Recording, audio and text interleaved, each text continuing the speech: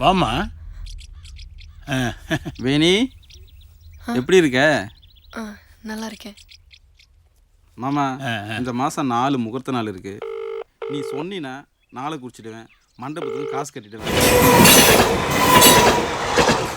தம்பி, இவ அண்ணன் பையனுக்கு தான் வேணியை பேசியிருந்தோம். ஆனால் அவள் உங்களை விரும்புகிறேன்றா.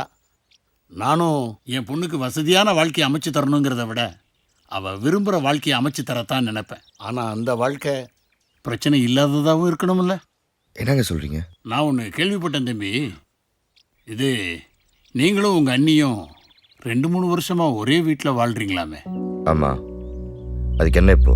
தம்பி, உங்களையோ உங்கள் அண்ணியையோ நான் சந்தேகப்படலை. ஆனால் ஊர் உலகம் தப்பாக பேசுதுன்னு தான் சொல்ல வர்றேன். ஊர் உலகத்தை பற்றி எனக்கு கவலை இல்லைங்க. ஆனால் எனக்கு இருக்குப்பா. இந்த ஊர் பேசுறதை பற்றி கவலைப்படாமல் இருக்கிறதுக்கு நான் ஒன்றும் பெரிய புரட்சிக்காரனும் இல்லை, பணக்காரனும் இல்லை. உழைச்சே சம்பாதிச்சாலும் பிச்சைக்காரனுக்கு கீழே வச்சு இந்த ஊர் பார்க்குற சாதாரண ட்ரைனேஜ் ஆள்.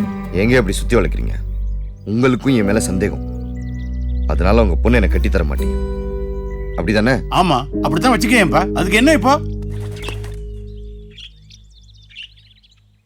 சும்மா ஒரே வீட்டில் வாழ்ந்தேன், சுத்தமாக தான் இருந்தேன்னு சினிமா மாதிரி கதை சொல்லுவேன். அதை நம்பி பொண்ணு கொடுக்கணுமா? வேண்டாங்க, நீங்கள் என்னை நம்பவும் வேண்டாம், உங்கள் பொண்ணு என்னை கட்டித்தரவும் வேண்டாம்.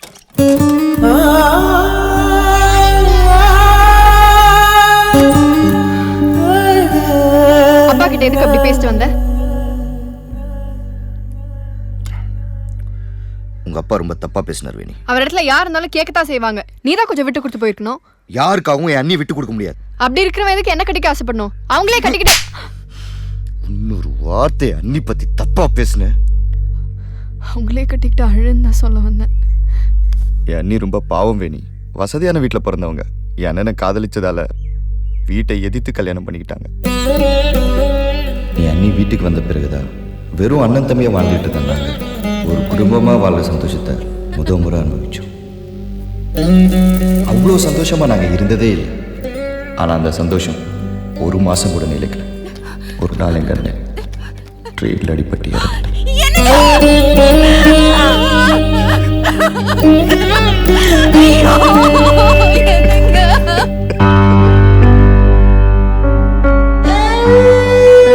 வீட்டில் இருந்தால் வருத்தப்பட்டுக்கிட்டே இருப்பாங்கன்னு நான் அண்ணியை வேலைக்கு போக சொன்னேன். அவங்களும் அதுலேருந்து விடுபட ஆரம்பிச்சாங்கன்னு சந்தோஷப்பட்டேன். அப்பதான் நான் தஷ்ணா அண்ணன் போனதுக்கு அப்புறமும் அண்ணியை அமுச்சு வைக்க மனசு வரல போல இருக்குது. எப்படா கல்யாணம்? அவனுக்கு எதிராக கல்யாணம். அவன் தான் அவன் அண்ணியோட செட்டில் ஆயிட்டானே. இன்னும் ஏதாவது பேசினேன் அவனோட மூஞ்ச கூட.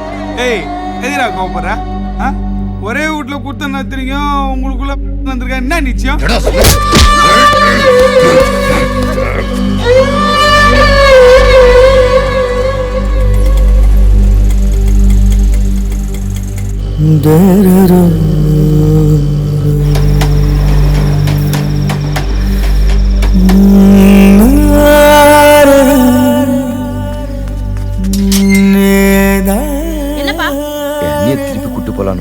எங்களை பொறுத்த வரைக்கும் அவ எப்போவ செத்துட்டா. அவளை அப்பவே அடிச்சு துரத்தியாச்சு. இனிமே அவளை தேடி இங்க வர வேலையெல்லாம் வச்சுக்காத.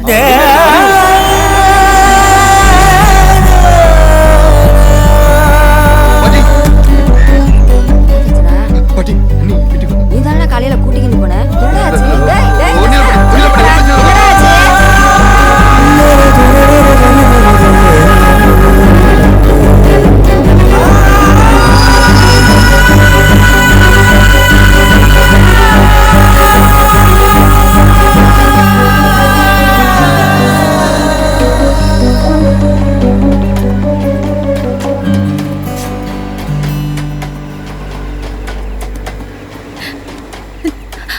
சத்தெல்லாம் நினைச்சுதான் வந்தேன். ஆனா சாக பயமா இருக்கு. நான் கூடவே இருந்துருவா தட்சணா.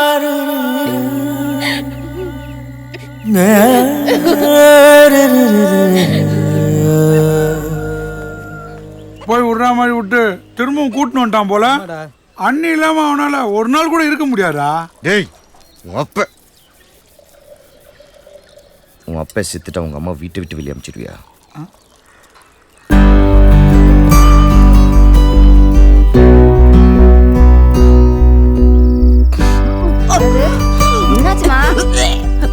தெரியல பாட்டி, ஏதோ சாப்பிட்டது ஒத்துக்கலன்னு நினைக்கிறேன். ஏமா ஒருவேளை நல்ல விஷயமா கூட இருக்கலாம்ல. ஐயோ, இது சும்மா சாதாரண தான் பாட்டி. எப்படிம்மா அவ்வளோ உறுதியாக சொல்கிற? தச்சனாவுக்கு கல்யாணம் பண்ண பிறகுதான் என்ன கல்யாணம் பண்ணணும்னு அவங்க அண்ணன் முடிவு பண்ணியிருந்தாரு. ஆனால் என் குடும்ப சூழ்நிலையால் என்னை அவசரமாக கல்யாணம் பண்ணிக்கிட்டாரு. அதனால தச்சனாவுக்கு ஒரு நல்ல வாழ்க்கை அமைகிற வரைக்கும் எங்களுக்குள்ள எந்த சந்தோஷமும் வேணான்னு நாங்கள் முடிவு பண்ணியிருந்தோம்.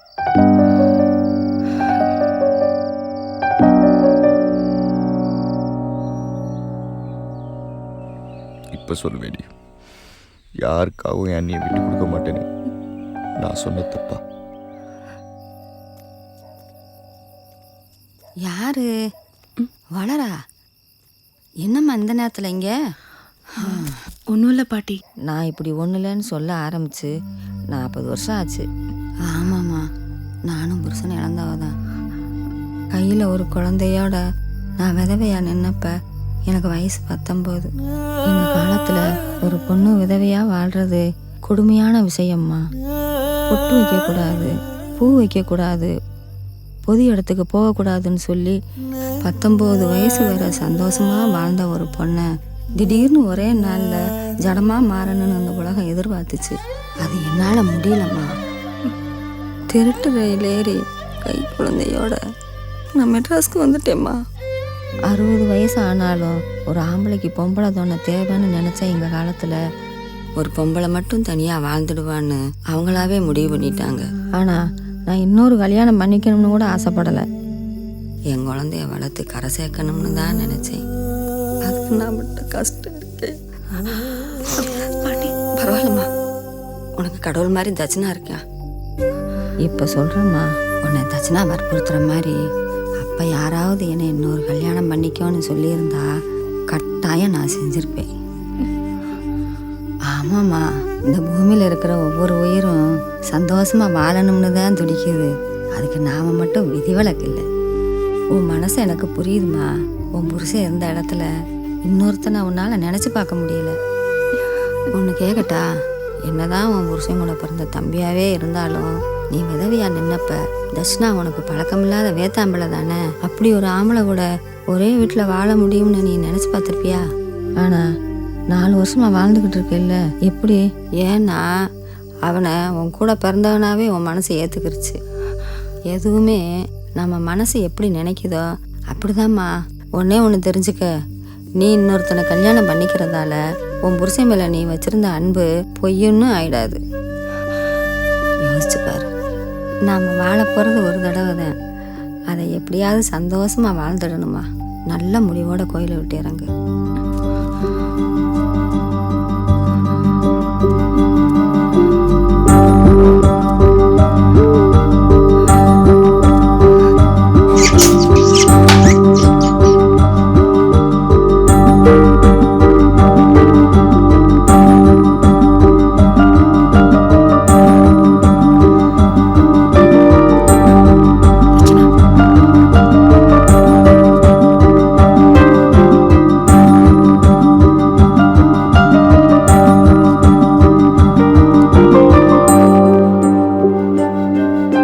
கல்யாணமா 5-6 மாசத்துக்கு ஒரு வாட்டி எதனா ஒன்று அமையும், பார்க்கலாம். பையனுக்கு பல்சர் பைக்கு 20 பவுன் நகை போட்டணும். இதுக்கு சம்மதம்னா சொல்லுங்க, மேற்கொண்டு பேசலாம். இவ்வளவு பணம் காசு இருந்தும் வீட்டில் விளக்கேற்ற ஒரு பொண்ணு இல்லை தம்பி. அது ஒன்று தான் தம்பி குறை. இது வரைக்கும் குழந்தை எதுவும் இல்லை, அதுக்காக தான் இன்னொரு கல்யாணம். 2 பேரும் ஒரே வீட்டுல இருக்கீங்களா? இது சரிப்படாது. கிளம்பு கிளம்பு. குடும்ப நடத்த தான் பொண்ணு கேட்டேன். யார் மேல கை வைக்கிற? வெளியே போடா, வெளியே போடானா, போடா. பிரதர், ஆட்டோவில் ஒரு பொண்ணு தனியாக வந்தாலே தப்பாக பார்க்குற உலகம் இது. நீங்கள் வேற ஒரே வீட்டில் வாழ்கிறேங்கிறீங்க. பேசத்தான் செய்வானுங்க. இவங்கள சொல்லி தப்பு இல்லை. பெத்தவளையும் கூட பிறந்தவளையும் தவிர மற்ற எல்லா பொம்பளை வரவங்களையும் கிண்டலுக்காக தப்பாக பேசலான்னு முதல்ல ஒருத்தன் நினச்சிருப்பான்ல, அவனை செருப்பால் அடிச்சிருந்தா இவனுங்க இப்படி பேச மாட்டானுங்க. அக்கா தங்கச்சி கூட ஒரே வீட்டில் இருக்கலாம், அண்ணி கூட இருக்கக்கூடாதா? நீங்கள் மனசு விட்டுறாதீங்க. இதை புரிஞ்சுக்கிற ஒருத்தன் எங்கேயாவது இருப்பான். ம்.